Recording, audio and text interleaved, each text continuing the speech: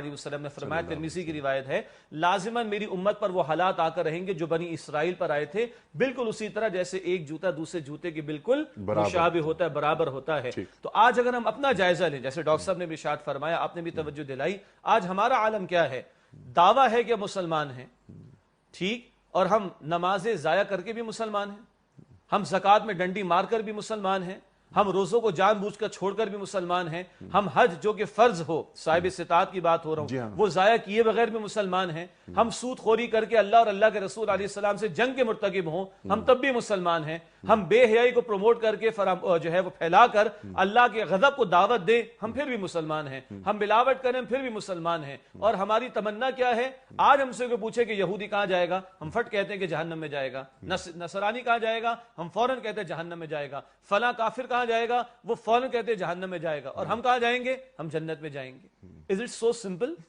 کیا جنت اللہ کی اس قدر آسان ہے؟ تو اللہ تعالیٰ پہلے ہمیں بھی فرما دے تمہاری تمناؤں سے کچھ نہیں ہوگا۔ یہ وشفل تھنکنگ جسے کہا جاتا ہے، ہمارے استاد ڈاکٹر صاحب یہ رحمۃ اللہ علیہ یہ لفظ استعمال کرتے تھے وشفل تھنکنگ کا، نہ ان کی وشفل تھنکنگ سے کچھ ہوگا، قرآن گویا کہ کہہ رہے ہیں، نہ تمہاری وشفل تھنکنگ سے کچھ ہوگا۔ پھر جیسے ڈاکٹر صاحب نے آیت کوٹ کی سورہ المائدہ کی آیت نمبر 18 کہ یہود و نصارہ کیا دعوے کر رہے تھے، نحن ابناء اللہ وحباہ، ہم اللہ کے بیٹوں کی طرح اللہ کے چہیتے ہیں، ہم نبیوں کی نسل میں ہیں۔ آج ہمارا بھی شاید سہارا یہی رہ گیا کہ خار ہیں، بدکار ہیں، ڈوبے ہوئے ذلت میں ہیں، کچھ بھی ہے اے مولا تیرے محبوب کی امت میں، وہ بھائی یقیناً محبوب کی امت میں کوئی شک نہیں صلی اللہ علیہ وسلم، مگر آج جو اس امت مسلمہ کے ساتھ دنیا میں ہو رہا ہے، جو دنیا کے کونے کونے میں پٹائی ہماری ہوتی رہی، کیا محبوب کی امت کے ساتھ ایسا ہونا چاہیے؟ آخرت تو بات کی بات ہے، دنیا میں ارزہ ترین خون اگر مسلمان کا ہے، 57 ممالک ہونے کے باوجود ہم کبھی عراق کے اندر کبھی افغانستان کے اندر کافروں کے سامنے کھڑے نہ ہو سکے،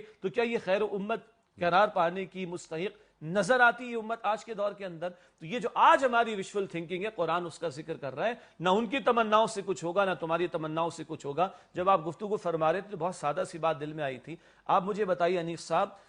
50,000 کی تنخواہ ہے میری، اگر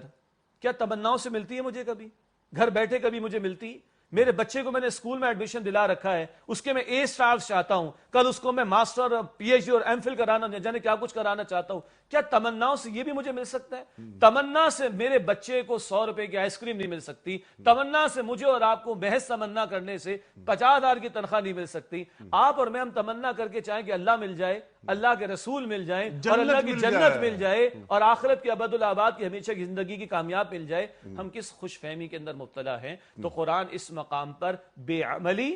خوش فہمی، وشفل تھنکنگ کی نفی کر کے بندہ مومن کو ایک متحرک زندگی جو اعمال صالحہ والی ہو، یہ آگے ہم بات کریں گے، فقط اعمال کی بات نہیں کرتا قرآن، یہاں تو ایمان کے ساتھ اور صالحات کا ذکر اگلی آیت کے اندر آئے گا، وہ ہم بات کریں گے الگ سے۔ تو بنیادی میسج، محض اپنے آپ کو تمناؤں تک محدود نہ رکھو، اور بہت اچھی بات آئی کہ ہم کسی نسب کے ساتھ تعلق رکھتے ہوں کہ میں فلاں کی نسل میں سے ہوں، کہاں لے کے جائیں گے؟ بخاری شریف کی وہ حدیث، اللہ کے رسول مکرم علیہ السلام اپنے خاندان والوں کو جمع کر کے خطاب فرمائے، اے خاندان بنو عبد المطلب، اے خاندان بنو ہاشم، اپنے آپ کو جہنم کی آگ سے بچاؤ، کل میں تمہارے کسی کام آنے والا نہیں۔ اے صفیہ میری پھوپھی جان، اپنے آپ کو جہنم کی آگ سے بچائیے، میں کل آپ کے کسی کام آنے والا نہیں۔ اور اے فاطمہ میری لخت جگر، بیٹا اپنے آپ کو جہنم کی آگ سے بچانا، کل میں تمہارے کسی کام آنے والا نہیں ہوں۔ اللہ کے رسول مکرم اپنے خاندان کے لوگوں کو، لخت جگر کو یہ فرما دیں، باقی کسی کی کیا اوقات یہ حیثیت رہ جاتی ہے کہ وہ اس پر مطمئن ہو کر بیٹھ جائے کہ میں فلاں کی نسل میں سے ہوں اور اس بنیاد پر میری بخشش ہو جائے گی۔ یہ سارے چور دروازے قرآن نے بھی اور رسول اکرم علیہ الصلوۃ والسلام نے بھی بند کر دی۔